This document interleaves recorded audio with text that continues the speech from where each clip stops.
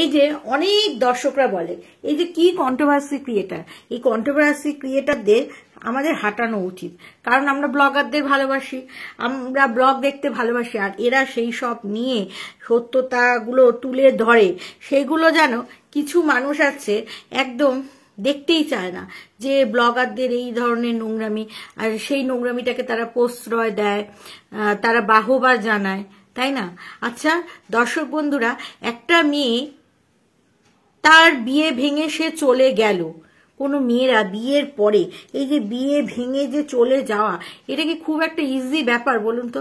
এটা কি কোনো অশান্তি ছাড়া কোনো মেয়েরা যেতে চায়? যখন একটা মেয়ের মানে আমি মানলাম, আমি মেনে নিলাম যে সেই মেয়েটির অন্য কোনো ছেলের সাথে ভালোবাসা ছিল, অথচ বাবা মা তাকে বিয়ে দিয়েছে, কিন্তু বিয়ে দেওয়ার পরে তার সংসার হয়েছে, তার সন্তান সে জন্ম দিয়েছে, তারপরে কোনো মেয়েরা কি চায় যে সেই কলঙ্কের বোঝা নিয়ে চরিত্রহীন, মানে মেয়েরা কিন্তু ডিভোর্স হয়ে গেলে মেয়েরা চরিত্রহীন আর ছেলেরা কিন্তু খুব সুপুরুষ হয়ে যায়, এটা কিন্তু দেখবে না, আমাদের সমাজ কিন্তু এই কথাটাই বলে।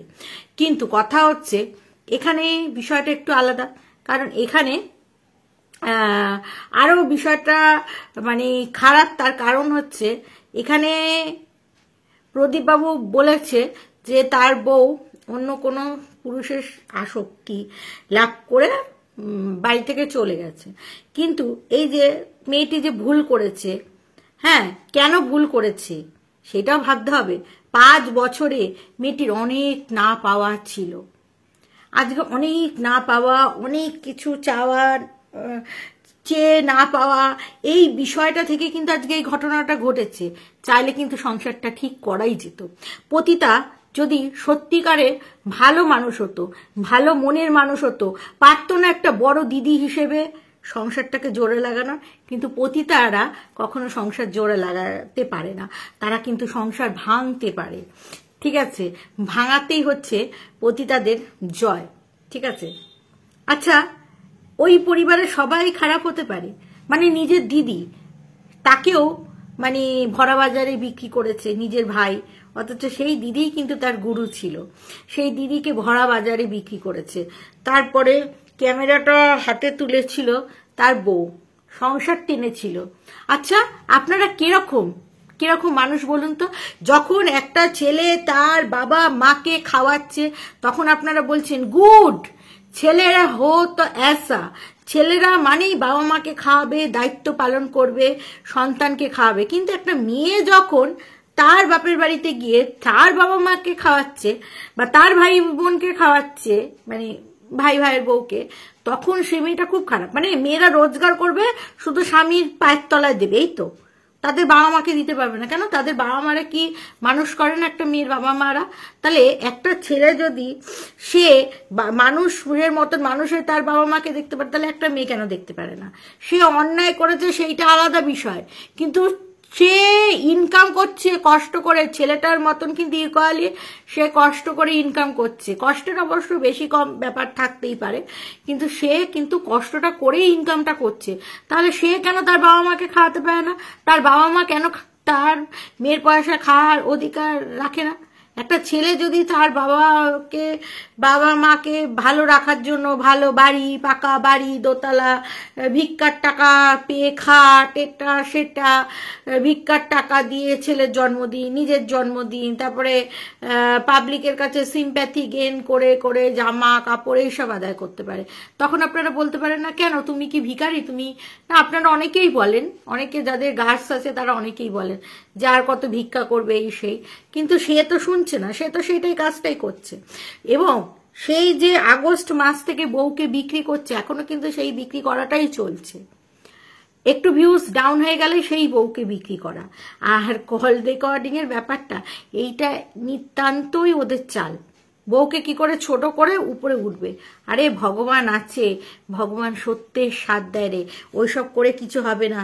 তোর যেটুকু ভিউজ সেইটুকু ওই বাচ্চাটাকে দেখিয়ে, বাচ্চাটার দিকে দয়া করে মায়া করে তুই বাচ্চাটাকে দেখানো বন্ধ করে দে না, বাচ্চাটাকে 10 দিন দেখানো বন্ধ করে দে, দেখ তোর ভিউজের অবস্থা কি হয়। দেখ আমরা যেটুকু যাই বাচ্চাটাকে দেখতে যাই যে বাচ্চাটা সব ঠিকঠাক হচ্ছে কিনা। আপনারা কিরকম বলুন তো সমাজে, যখন কত পুরুষ মানে বাচ্চার দায়িত্ব না নিয়ে চলে যায়, মাদের কাছে দায়িত্ব দিয়ে চলে যায়, মানে নেবে না, তখন আপনারা এই কথাটা বলেন যে আহারে উহুরে, এইটা করেন। আর একটা মেয়ে যদি সেই কাজটা করে, সেই ছেলেটার কাজটা, তখন একটা মেয়ে সত্যি, এই সত্যি নয় সরি অসত্যি, এই সেই হেনা তেনা এত কিছু, মানে যত দোষ একটা মেয়ে, একটা ছেলের কিছু না। সেই মেয়েটি আজকে বদনাম নিয়ে বাড়ি থেকে বেরিয়েছে না, সে হয়তো তার সাথেই এই নয় যে তার সাথে যে দামটা শোনা যাচ্ছে তার সাথে সম্পর্ক ছিল না, কারণ সেই মেয়েটি, সে মিনা সেটা স্বীকার করেছে যে তার একটি ছেলের সাথে সম্পর্ক রয়েছে। এবার তার বাড়ির ঠিকানা যদি রিভিল হয় তাতে সমস্যা কি? মিনার যে হাজবেন্ড, যাকে আপনারা এত বলছেন এত সুপুরুষ, আপনারা জিজ্ঞাসা করুন যে ওই বাইকে কে ছিল, ভ্যালেন্টাইন্স ডের সময় যে মানে নাটকটা করলো সেখানে কে ছিল, এবং যে পার্সটা দেখা গেছে সেখানটায় কে ছিল। তারপরে তারাপীঠে গেল, দিদি কার সাথে গিয়েছিল, মানে পতিতা দিদি, এবং তারপরে রাত্রিরে কোথায় শুলো, তারপরে দিদির সাথেই বা এত মাখো কেন? দিদির পরিবার ছাড়া, দিদির পরিবার ছাড়াই তো দিদি উৎসব পালন করছে।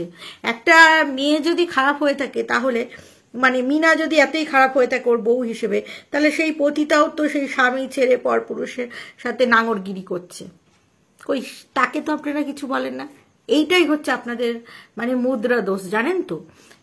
পতিতা খুব ভালো কাজ করছে, সেও তো তার অসুস্থ স্বামীকে ফেলে দেখা গেল যে একটা স্টেশন থেকে সে একটা পুরুষের হাত থেকে টিকিট নিচ্ছে, তারপরে সে নাকি দীঘাতে মানে দোলাদুলি করতে গেছে, হ্যাঁ, তার তো স্বামী ফেলে, তার তো স্বামী অসুস্থ।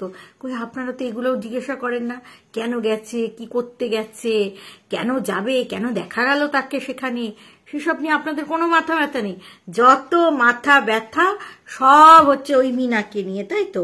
আবার আপনারা বলছেন বাচ্চাটা নিয়ে নে, বাচ্চাটা সে নেবে কি নেবে না সেটা তার সিদ্ধান্ত। হ্যাঁ, এই বাচ্চাটা যদি চলে যায়, ওর মা যদি সত্যিকারে নিয়ে নেয়, তাহলে কিন্তু প্রদীপ বাবুর ভিউজের অবস্থা আরো পড়ে যাবে। আবার প্রদীপ বাবু বলছে কারা যারা সাপোর্ট করছিলে, কারা, আরে ভাই আমাদের ইচ্ছে আমরা কাকে সাপোর্ট করব। হ্যাঁ, আমাদের ইচ্ছে, বুঝেছো, আমরা সত্যের সাথে থাকি, সত্যকে সাপোর্ট করি, বুঝেছো। হ্যাঁ, তোমার ওটা নিট অ্যান্ড ক্লিন ব্লগ প্রদীপ বাবু, রোজ বউকে বেচছো তুমি, হ্যাঁ, বউকে ইয়ে করে তোমার কথা শোনাচ্ছ, হ্যাঁ, মানে কি বলবো, বউকে মানে চিবিয়ে রোজ কথা শোনাচ্ছ। বউ একদিন বলেছে সিঁদুর তুমি কার, সেইটা নিয়ে তুমি বলছো। বাংলাদেশের জারদ সেই সন্তানটাকে নিয়ে রোজ তোমার ভিডিওতে যে সে খুব ভালো ভিডিও করছে, এই করছে সেই করছে, যেহেতু সে বউকে নোংরামি করেছে। ভাগ্যিস, এখন তো চরিত্রটা তোমার পরিষ্কার বোঝা যাচ্ছে, ভাগ্যিস মেয়েটি ঠিক সময় বাড়ি থেকে বেরিয়ে এসছে, নালে ওর কপালে আরো দুঃখ ছিল ভবিষ্যতে। আর বউ কিন্তু এমনি বেরোয়নি প্রদীপ বাবু, এটা মাথায় রাখতে হবে। 5 বছর লাঞ্ছনা গঞ্জনা সহ্য করার পরে আজকে ও বেরিয়েছে, এবং ও মুখ খুলতে বাধ্য হয়েছে। বোঝাতে পারলাম দর্শকরা? হ্যাঁ, আর এই কল রেকর্ডটা আপনারা একদম যাবেন না, এইটা হচ্ছে এই পতিতা প্রদীপবাবু এদের কল। এই বেশ কিছুদিন আগে একটা চ্যানেল থেকে তাও গলা শোনা যাচ্ছিল, সেটা প্রদীপবাবুর মতন গলা, মানে প্রদীপবাবুর মতন নয়, প্রদীপবাবুরই গলা ছিল এটা, কিন্তু প্রদীপবাবু বলে এটা আমার নয়, তাহলে এটাও মিনার নয়, এটা এদের কারসাজি। ঠিক আছে, বোঝাতে পারলাম, বুঝতে পারলেন? এরা প্রচন্ড নোংরা, আপনাদের ভাবনার বাইরে নোংরা। প্রদীপ বাবু ভিউজের জন্য, টাকার জন্য কি করতে পারে, এখন গরম বলছে, তার মানে হচ্ছে আপনারা এসি দিন, এসি দিন, খাট দিয়েছেন, আলমারি দিয়েছেন, টিভি দিয়েছেন, এবার এসিটা দিন, সব ঘরে এসি, পুরো সেন্ট্রাল এসি বানিয়ে নে লোকের কাছ থেকে ভিক্ষা নিয়ে।